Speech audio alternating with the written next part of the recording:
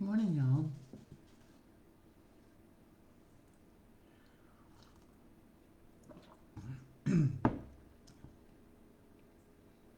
Let this thing catch up. Good morning, everybody. Hi, I'm Stacy. We are Loving My Veteran, and this is Walking in My Shoes this morning. Just want to give people a minute and have another sip or two of coffee, and we'll get started this morning.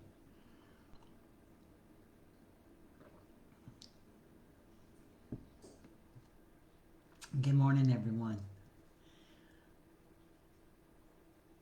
Just so much great news going on, and we're going to go a little off topic today, just because I feel that it's necessary to do. We've been talking about rights, and we'll pick that up tomorrow. But I really need to go off topic today, and that PTSD is not a choice. No one deserves it, and there is more to our relationship than PTSD. And morning, Sunny, and we don't need to define our relationship by PTSD. So that's really kind of important. I feel like it's just a topic we need to discuss. Um, on the good side of what's going on, y'all, please continue to like and share the page.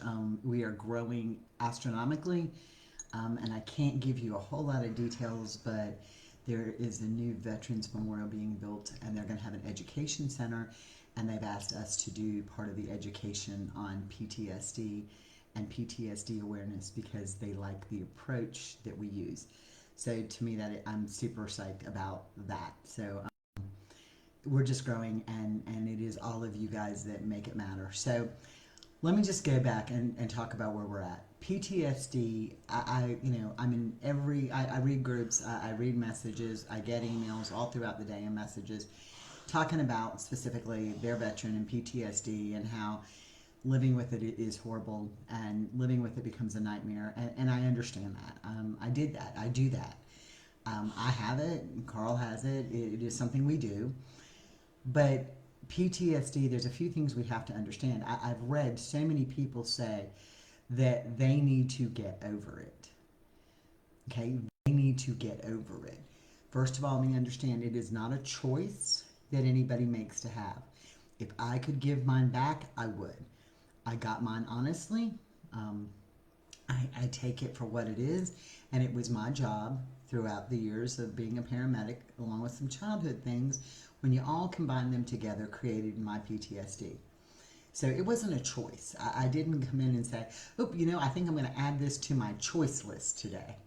Our veterans don't either. Okay, so you have to understand that our veterans don't choose to have PTSD. That is something that we absolutely have to understand in going forward into this. It is not a choice, and nobody deserves it. Um, so often, and there's a whole new article coming out today. Part of it's in the newsletter. The rest of it will be blogged out this afternoon. But we tend to call our veterans wounded warriors, and they are, to an extent. But I like the phrase that Ben Cutler uses when he calls them warfighters. That they never. Good morning, Michelle. Thank goodness you're up because I done tried to message you this morning. Um, that they're warfighters. They never leave the battle behind them. And that's what happens in this PTSD. The battle is never left behind them. So it comes and it happens and it's there. And as warfighters, when these guys enlist, they get on the little bus, they go to MAPS, they get on the little bus, they get to boot camp or basic training, and they step out on this yellow line, and their life forever changes. It forever changes. At that moment, from that moment forward, they're programmed to be warriors. They're programmed to be war fighters. When they get out, there's no deprogramming to that. So a lot of times we don't understand the communication. We don't understand the verbiage. We don't understand their train of thought. We don't get it. And so it creates huge relationship issues. What I have found, and I did it, guilty, massive guilty, you could sentence me to this, is I used PTSD as an excuse for relationship issues. I used the PTSD as an excuse for relationship issues. So when I saw Carl start to trigger, and this was early on, and I saw him start to trigger, and I was like, oh, I can't say anything. Oh, I can't do this.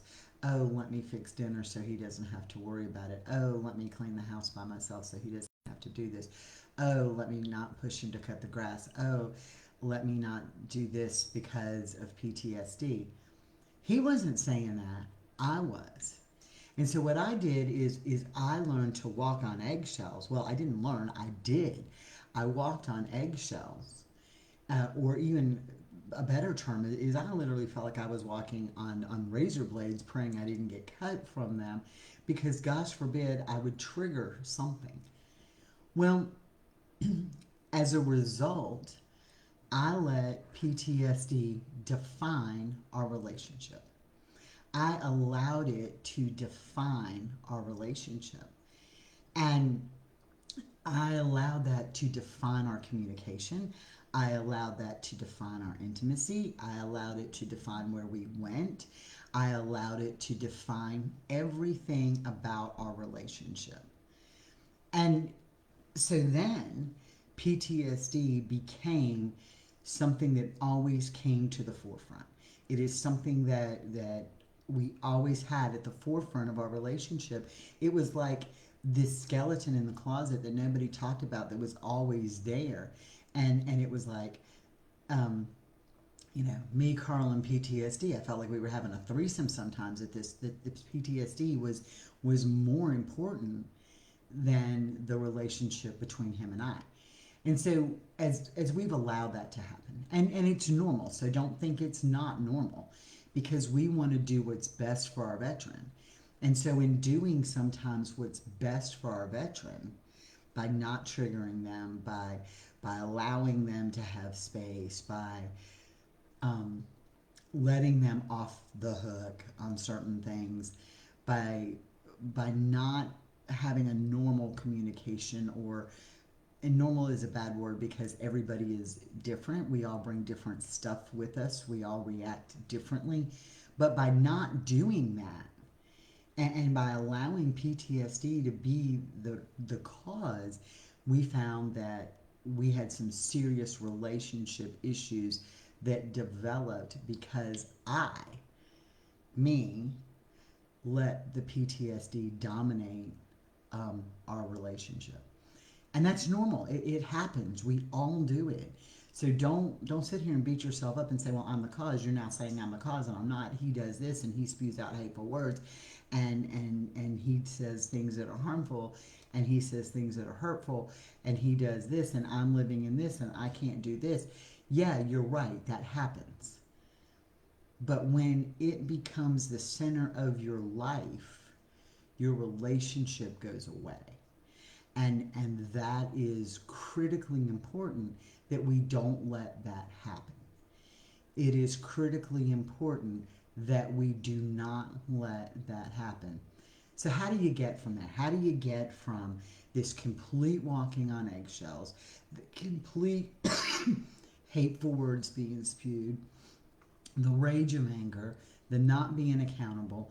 How do you get from that to a healthy relationship? How do you go from there to a healthy, meaningful relationship? First thing you have to do is you have to understand it is not your fault. PTSD is not your fault. It is not your fault.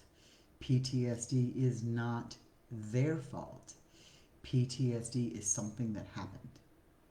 So nobody gets to absorb the blame, and you can't push that blame off on him, and he can't push that blame off on you. It is something that happened. Okay? There's no pushing that blame anywhere. It is something that happened.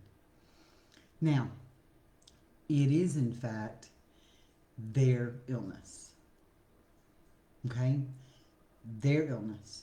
The treatment, the counseling, whatever method you choose, and there are pros and cons to all of them, and everybody has to find what works individually for them. That is on them. Okay? That is their choice to make. We can encourage it, we can want it, we can say you must go to therapy, you must do this, you must do that. But when you give a list of demands, it's actually defining a list of brokenness. Right? So think about this. If they came to you and it was reversed and it was flipped over and it was, you know what?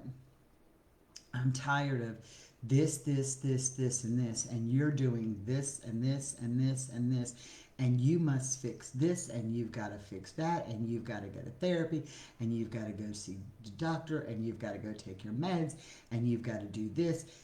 All of a sudden, who becomes the defective? If somebody told me that, I would nut up.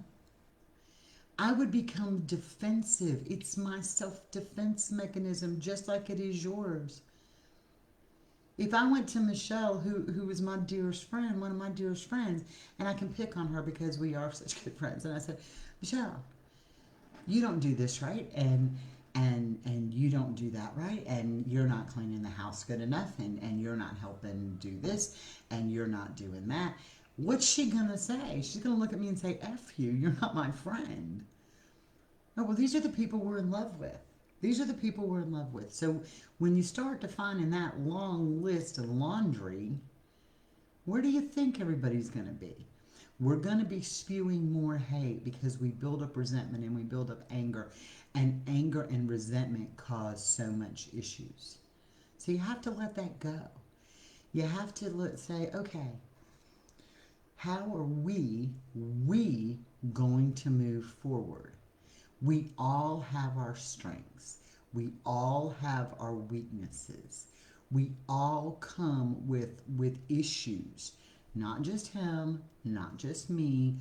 We all come with them. My biggest issue is I am an enabler. Okay, that was a hard pill for me to sit back and say, wait a minute, you mean things are in this house the way they are partly because I'm an enabler and I allow this to go on? Because I make excuses, because I think I have to walk on these eggshells, and I want to fix you, and all of that has created part of our relationship problems. Absolutely. Absolutely. Hard pill to swallow. Get your big old horse pill, biggest one you've ever taken in your whole life, triple it and try to swallow it, because it was tough. Right? It was tough. So you have to not be an enabler. You have to decide where you together are going. How do you communicate? Let me just tell you this. When you direct things at them, and I'll give you an example. When Carl and I get into it at times, right? He will come to me, or we'll get into it, and let's say early on he would say, well, you need to do this, and you should have done this, and you could have done this, and did it. And it was very hurtful, right? So when we started talking, in the beginning, I'm like, you hurt me. Your words hurt me. You said hateful things. You did this. That was how I addressed it. We got nowhere. Zero where. We got a bigger wall, a wedge built between us. When I changed the verbiage and I said, honey, I feel this way when this happens. Okay? I took ownership of my feelings. I feel this way when this happens. Now I'm not pointing out his defectiveness. Okay? It was very important that I had to take ownership of my own feelings. They were my feelings, not his feelings. They were mine. They were what he said, and the way I took it affected my feelings. Mine. Hard pill to swallow. You know, I'm sure that this is like the topic that nobody wants to hear because they're like, oh, I don't do anything wrong. You have to take accountability, and when you start doing this, you're going to see how things change. So I had to say, my feelings. I feel this way. Same thing with, I have a lot to do in any one given day, and I think we all have a lot to do in any one given day. And depending on the status of your veteran, you know, do they have comorbidities? Do they have other things going on? Again, I can speak, Michelle and Nakia both. They both have spouses that have other conditions besides PTSD going on in their lives, right? So you get overwhelmed with all the stuff that you need to do. You get overwhelmed with all the stuff that you need to do. And then you start spitting out this stuff. Well, I'm the one who's scheduling your appointments, and I'm the one who's got to cook your dinner, and I'm the one who's got to do this, and I'm completely overwhelmed because you do nothing. Right? Where's that going? What does that just do to them? If he came to me and said the same thing to me, you don't do anything, you don't contribute, you're being this, you're being that, what's that going to do to me? It's going to put me like in this depressed state where I'm going to become defensive. So wouldn't it be so much easier to, you're going to get the same thing is going to be accomplished if you go in and you say, hun, I am really overwhelmed today. I am overwhelmed today. Can you do this? Okay? One thing, right? So you're starting to get on your one list because remember, they don't do more than one at a time really well. So what have you accomplished? Now they are way more likely to do the one thing. And you went in and said, I am overwhelmed because he's not overwhelmed. Right? When he's sitting there playing a video game or watching TV or researching something on the internet or doing whatever, he's not overwhelmed. You are overwhelmed. I am overwhelmed. So take ownership for how you feel. I'm overwhelmed today. Baby, I'm overwhelmed. Can you do this? Now remember, they always have the right to say no, but you've expressed your feeling. I am overwhelmed. And you don't have to give them the list of why you're overwhelmed. You see what I'm saying? Because if part of them is contributing to your overwhelmingness, and there's other outside factors that are contributing to your overwhelmingness, when you have a conversation with them, the only thing you're going to tell them is what they've done or haven't done that have overwhelmed you. Okay, you're not going to bring in all the other stuff that you feel overwhelmed with. You're going to go to them and talk about them. So it is so much more beneficial to say, I feel. When you start to have conversations like that, one of the things that I hear everybody talk about is we want to be respected. And we do. Guess what? So do they. So and again, remember what PTSD is. They already feel, this is like a precursor into the side of things. They already feel defective. They already feel like they can't do things right. That's the nature of PTSD, right? They already feel that way. And then when you start giving them more defectiveness, more not adding up, more not this, more not that, what are you doing? You're not empowering them or uplifting them to make them want to have a better relationship with you. You are demeaning them and pushing them down, and now they are more resentful. So where do you think you're going to go? Because put yourself in their shoes. Be in their spot. All of a sudden, the light bulb's going to go on, and you're going to be like, crud, I can do this. That's how I did it. When Carl would say things to me that were hurtful, I would look at him instead of blowing up and say, hold on. This is what I heard. This is how I took it. And a lot of times the light would go on for him and he'd be like, but that's not what I meant. That's not how I meant it. I'm like, but that's how I took it. How I took it. And he said, that's not what I meant. So we learned to re-communicate in a way that wasn't hurtful to each other. Now, I'm not saying, because y'all know me, I have the vomit spewing thing going on, that when we get into it, I do that. Okay? You're right. You got to learn to respect yourself first. Respecting yourself is not being an enabler. And if you want respect, you have to give respect. Okay? Because that creates respecting yourself and your boundaries. When you are telling them, this is how I feel, you are respecting yourself. That is the most respectful thing you can say. This is how I feel. This is what I hear. Okay, so you are saying how you feel and how you are taking things, and that is respecting yourself. It's also not belittling them. And when you do that, you now are respecting yourself, and you are starting to show them respect, that they also deserve respect, and the whole pendulum starts to swing. The whole pendulum starts to swing. The very first conversation I had with Carl to try to address this, I sat down and I said, honey, we had a really bad night the other night.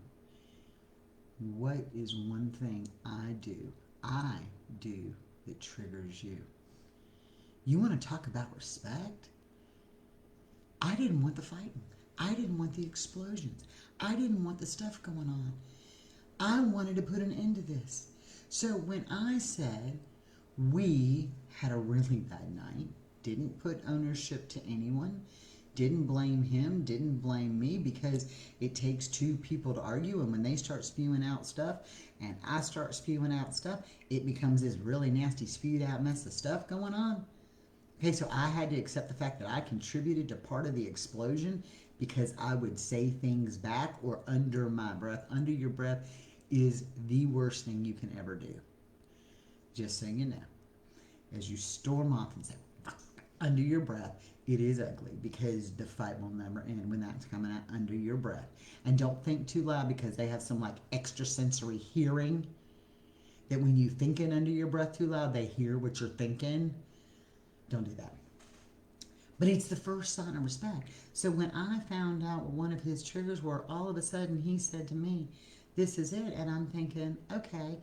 And I said, I'm not sure I can do that every time. That's a hard one for me to swallow, but I will work on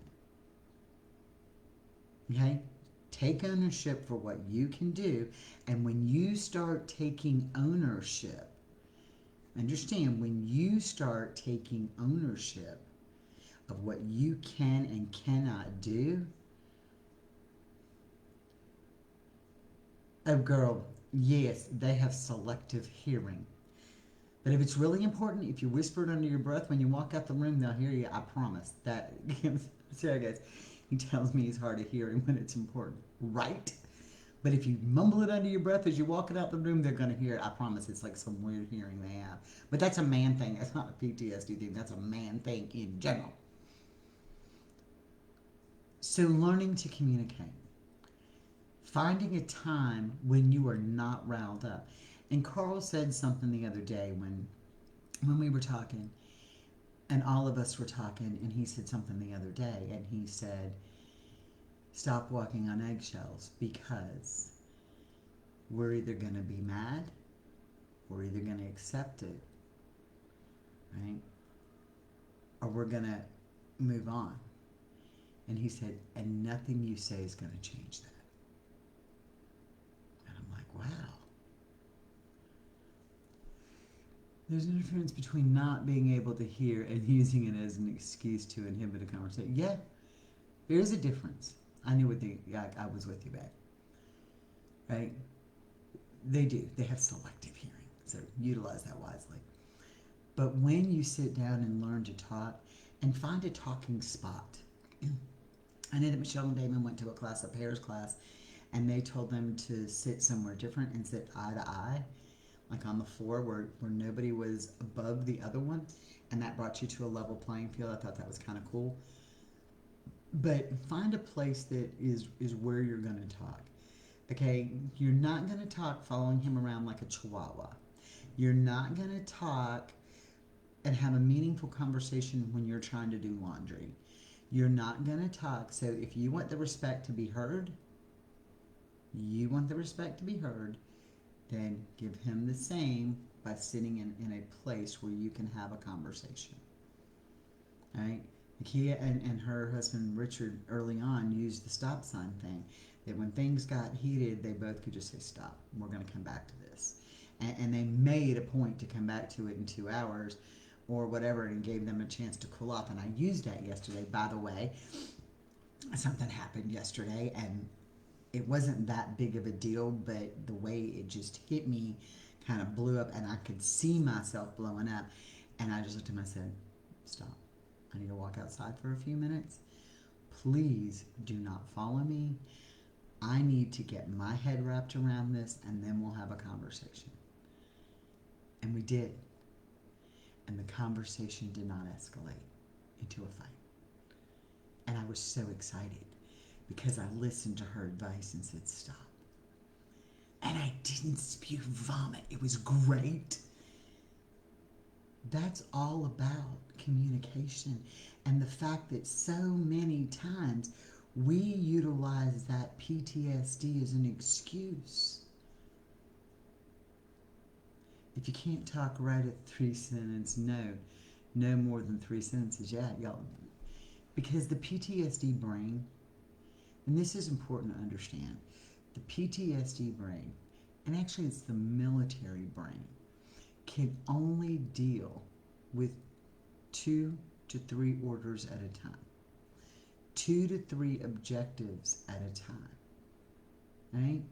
So when they're doing their thing in the military, they're not told, okay, our ultimate goal is we're going to march 25 miles, and on the way we're going to take out this and this and this, and then we're bringing the tanks in behind, and then we're going to secure this, and then we're going to do that, and that's like 70 miles up the road, and we're going to do that in 5 weeks. They don't tell them that. They tell them, today, this is our objective. We're going to go do this. Right? The big guys might know it all, and they may have their plan, but the guys who are doing the day-to-day stuff, they don't know that. They know their objective in 2 or 3 steps, and that's what they know. And that's what they're trained to utilize, because any more becomes interference. So when you start giving more than 1, 2, 3 things, you now have put them where they're not going to remember any of it. Not that they can't remember, but things are done by objective, and things are going to get all screwed around when you try to do more than that. It is the way the military brain and their programming works. Period. Understand they've been programmed to do this. And a lot of people are like, well, can't they be programmed to that? And you hear that. Let me tell you something. I'm glad he was programmed that way. I'm glad he learned to shut off the outside world that way. I'm glad he learned a lot of those things because he came home. So the things that allow them to come home are sometimes the things that they can't process. 2 things, 3 things in your objectives, 2 or 3 sentences in a note, because that's the way it works. Now on the flip side, which is an ugly flip side, they can beat a flippin' subject to death. And it took me till last night when we were having our conversation, because he wanted to keep going, is when they are done, they come back and they talk about things and they decon, whatever it's called, right? And so they go over it and over it and over it and over it, and they determined action plans and did this work and did that work and did this, and you just want to look at them and say, look, we done blew up the building you told us to blow up. Does it really matter about all this stuff, and do we need to keep talking about it? It is leveled. And that's what comes back into our life. You just want to look at them and say, it's fixed, can we stop? But they deprogram, and or there's a special word for it, and heck if I remember it, but anyway, because we do it in EMS too. But they come back in and they talk about it, right? And they talk about those objectives, and did they, depending on where they were at. And so they beat this dead horse to death, looking at every option, looking at every point. And sometimes they do that because they're looking at points to not be able to do it again. But all you want to do is just stand up and scream, shut up, we've already dealt with this already. And I promise you, there's probably not one person on this thing right now that cannot say that when they beat that dead horse to death, the song that never ends, and they beat that dead horse to death, you don't literally want to look at them and say, shut up, we've done this already. Because we have. So I know this subject was off topic from where we were going, because we were talking about the importance of having friends and other stuff. But this just, mine will continue after he has screamed at me to stop, and when I do, he comes back to pick up at me. Girl, they do. But you set those boundaries, Sarah. Those boundaries can be set over time, and that will stop. Or you just do what Michelle and some of us do. The little lamb chop song, you need to go Google it, the song that never ends. Please just be careful not to bob your head to the beat of the music, but that's what it does. We listen to that in our head, and we hum it in our heads, and we just let them get it out because they do. It's just something they do. And as far as screaming at you, that will also come to an end over time. I'm not saying it goes away always. It will go away over time. So we don't scream half as much as we used to. I know, Michelle, I want your little lamb chop puppet. You got a lamb chop puppet. It makes me so sad because I only have one.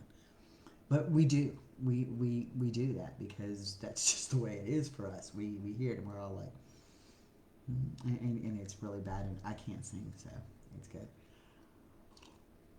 Anyway, that's where we are on today's topic. There is so much coming up. My brain is racing so far ahead, as usual. Michelle and I talked yesterday, and we really think we want to try to do this probably in March. We would like to do a virtual spouses retreat. I think that we have some donations to do some gift bags. Walk off if it's a fire not fueled, it will burn out. Then come back together. You just talk, yeah. But if I walk off, he follows me like I'm a puppy, like he's a puppy. It's like ridiculous. It's like Chihuahua man if I try to walk off. And that's what I'm saying, because everything is different and everyone is different. But we have talked about doing a virtual retreat. I think that it will be beneficial to a lot of us to be able to sit down and really talk. And we have some people who are willing to donate some gift bags and talk about self-care and self-help and spend a few days just really talking to each other. And we got some guests that want to come on and talk about breathing techniques and ways that they relax and things that they do to get through when it's tough. So we're kind of looking at doing that in March. And we just want to see what kind of interest we'll have in going through that. What else do we have, Michelle? Michelle and I talk about everything all the time, so there's just so much going on. Lots more coming out. I can't quite get to all of it today. Oh, yeah. Hey, I'm excited. Like we don't. Sometime in February, we'll get you a launch date as we get closer. Walking My Shoes will be going to podcasting as well. So we'll continue with the lives. There'll be different subjects that will be on podcast. And we will be available on Spotify and Apple and iHeart and all those great things. so you can listen to us in the car or through your headphones. I'm like, y'all need my voice in your head, but let's just say that. But we are going to podcasting as well. I was asked about doing that a few times and decided to take the plunge. All right. Thank y'all for being here. Y'all are the biggest part of our community is you. Please take care of yourself today. Do something for you. Smile. Just remember, it is a good day no matter what place we're in. Say a little prayer for everybody in Alabama and North Georgia who went through some horrible weather last night, that they may come out okay. Y'all have a great day. I'm Stacy. We're Loving My Veteran, and this has been Walking in My Shoes. Have a good day. Bye.